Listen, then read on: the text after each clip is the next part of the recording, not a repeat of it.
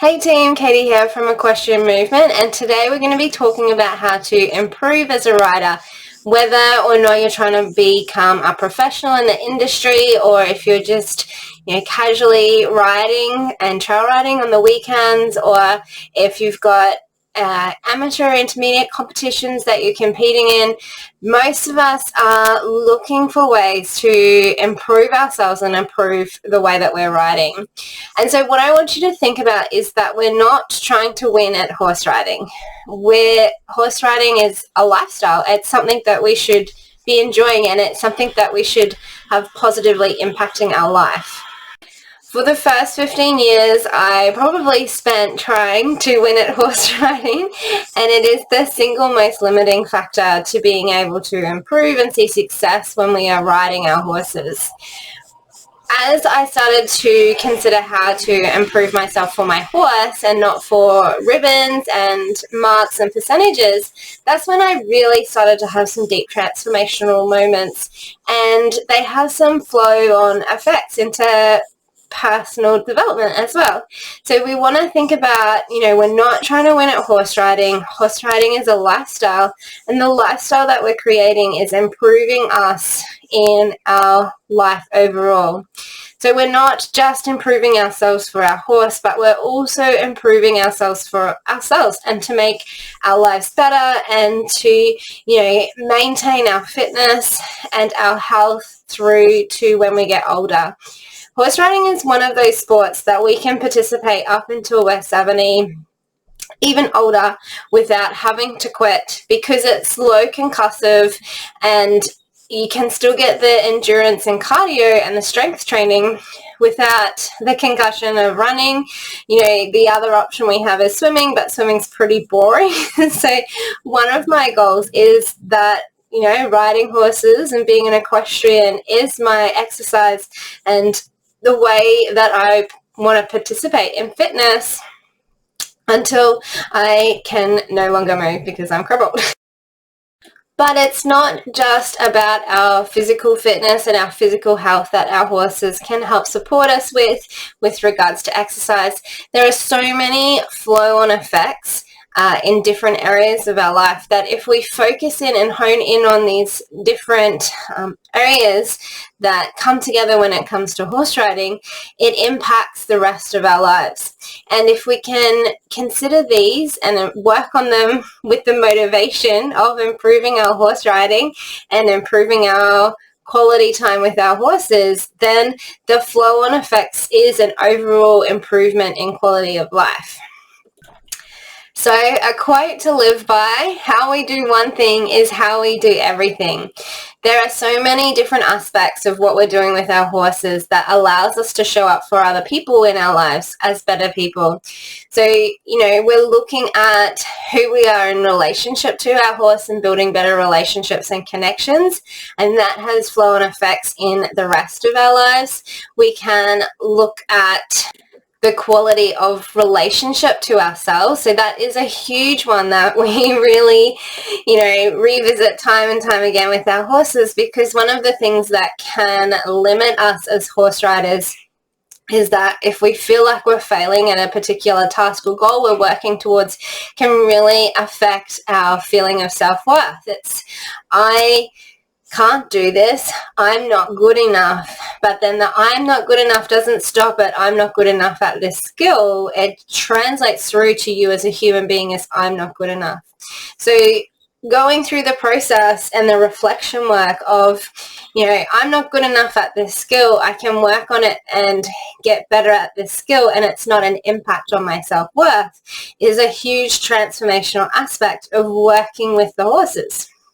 So being with the horses allows us to hold space for and create a better relationship with ourselves, which in turn is part of what creates a better relationship with our horses and a better relationship with the people in our lives. So there have been some really big life lessons that I've learned when I've been working with horses over the years, and that internal transformation and improving the quality of my life by improving my ability to work with my horse has been the biggest drive and the biggest motivation for me to stick at horse riding, because honestly it is a very challenging sport as we try to improve and get better. There is a lot asked of us because we're asking a lot of our horses, and we have to be able to match that expectation of them with the expectations that we have of ourselves. So if you can consider, a lot of the work that we're doing is work as a physical athlete. If we're trying to improve the quality of our riding and we're working on our hips being unbalanced, we've got one hip that drops and one hip that lifts, and we're focusing on the straightness and balance through our pelvis and our hips for us to ride better, imagine the lifelong impact that that's going to have on your body. It means that as you age, you're going to have more control over your pelvis, and your pelvis is going to be stronger. And so maybe it's going to be the difference between, immobility through a fall and a fractured hip and, being able to continue walking when you're older. If you think about the stuff that we work on as a rider with posture and balance and postural alignment, those things allow us to maintain mobility as we age. And so putting a focus on the foundations of posture can feel like the boring work, but it's the refinement of the boring, easy stuff that allows us to scale as a horse rider and to improve in the way that we work with our horses, but it also has lifelong impact on our quality of life as well.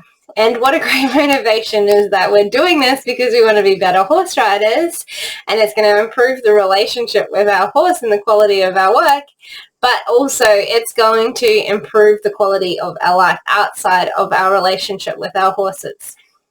And so not only that, learning the emotional agility skills and the self-regulation skills, one of the things that I've been working on with my horse over the last 3 years is managing frustration.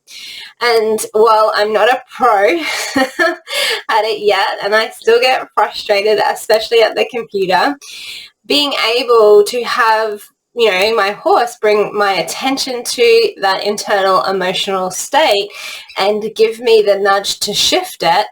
The motivation for me to shift it is to have a horse that's more cooperative and more willing and more enjoyable to work with. But as a result, he's also creating a human that is more enjoyable to work with as well. And so that's not just in my relationship to him, it's in my relationship with my partner and my child and my family and my parents and my friends, my students. Allowing your horse to give you these little nudges on the emotional agility work and the nervous system regulation work that we want to be doing so that we're easier to be around for our horses and easier for our horses to willingly work with us, allows us to have those skills in other relationships, and it improves the quality of relationship with those people as well. So when we're looking at improving ourselves as a rider, we're looking at these foundational skills that are going to improve the way that we engage with and interact with our internal state and our world. Breathing is a priority. Do you know how to engage your diaphragm? Diaphragmatic breathing changes your posture completely, and it changes your how you're working and the flow state that you're able to achieve through physical activity. If you can focus on that alone, it will not only significantly improve the quality of riding that you do, but it's also going to have those long-term benefits of positive impact on your life. Diaphragmatic breathing, posture, activating and deactivating the posture correctly. So we're looking at incidental exercise. How are we going to use our body on our horses so that it is beneficial to our body long term?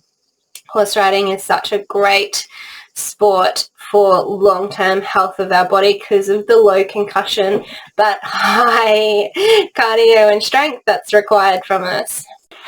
your emotional agility skills, your nervous system regulation skills, so that we don't end up in constant conflict and argument with our horses, our language and communication skills so we can effectively communicate with our horse, but then also our self-reflection skills so that when we are inevitably faced with a problem, we know how to work the problem without getting bogged down and crawling into a hole and, trying to escape life in the world because we just don't feel like we can do it. It's that resilience to overcome challenges. It's that mantra, you can do hard things. So we want to be taking these skills from other industries.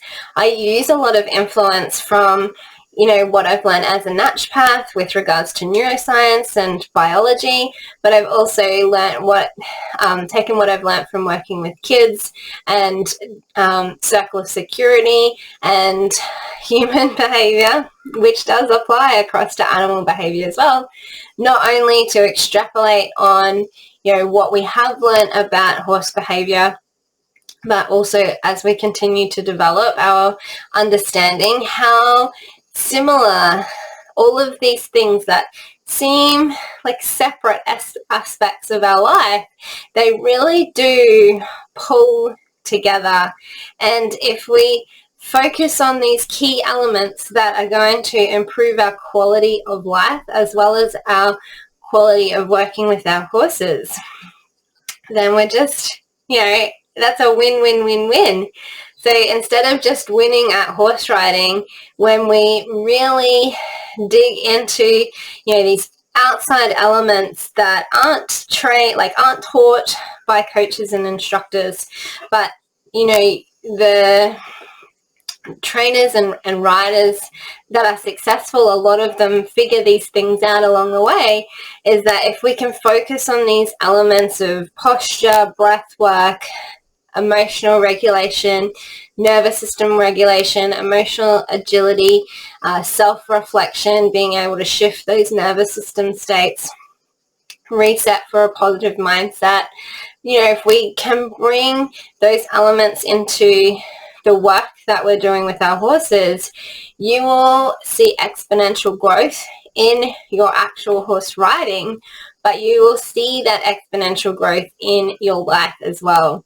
And so we can follow the rules and we can follow the skills required for riding horses. They are required. We do have to do that as well. But if we can integrate these other aspects of successful relationship, not only with our horse, but with ourselves and with our body and the health of our body, that also translates to a better understanding of our horse's ability to move freely and with soundness, then we're really going to thrive because, we have a reason to continue and to still be doing this 30 years later, 50 years later, 60 years later, like when we're in our 70s. That's the ability to just keep going through it all and continue to show up and put in the work is what's going to make you a successful rider. Until next time, happy trails.